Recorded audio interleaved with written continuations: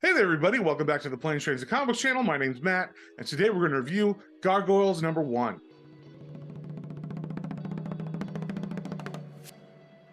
But before we get into that, if you guys don't mind liking, sharing, subscribing, commenting, it really helps me out and lets me know what you guys want to see more of. So, with that being said, let's get straight into it. All right, we got the cover here for Gargoyles #1.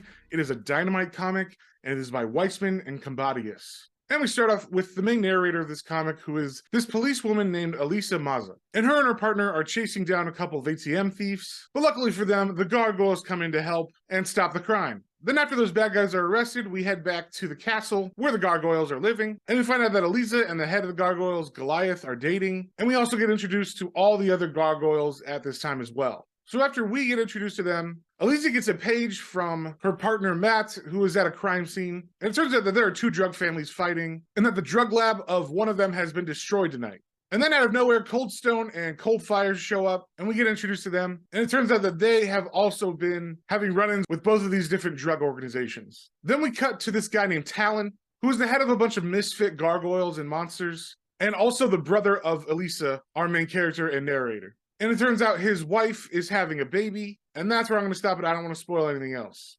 So when I heard this comic was coming out, I was pretty pumped. I was a pretty big Gargoyles fan when I was a kid, and I actually started rewatching it so that I would be caught up on the continuity for the comic, because it is a continuation from the TV show. And I would say that's actually the biggest downfall of this comic. That show is fun, but it definitely has a lot of convoluted storylines and a lot of different characters that show up randomly and then leave and then come back. So the fact that the writer tried to weave in every one of these side characters into this first issue was, to me, kind of a bad choice. I kind of wish this was just a bare bones introduction of the main Gargoyles and establish the main plot with those drug dealers and stuff, rather than throw in Cold Stone and Cold Fire and Talon. And there was even a couple in there that I didn't even say. As far as the writing goes, it doesn't really feel like a Gargoyles episode, because we're getting the narration from Elisa's point of view. And I don't feel like the writing really captured the personality of the show version of Elisa. To me, the stuff that she was saying didn't really feel like her character too much. She mostly kind of felt like an exposition dump for all the different stuff he was trying to fit in. I thought the art was interesting. At first, I didn't really like it, but then the further I got in the comic, it kind of grew on me. So by the end of it, I kind of ended up liking that part the best. And even though they kind of simplified all the hard lines of the Gargoyles compared to the TV show, which was pretty heavily rendered, I liked it because it seemed more like a stylistic choice than just an artist who doesn't have the ability to render that much.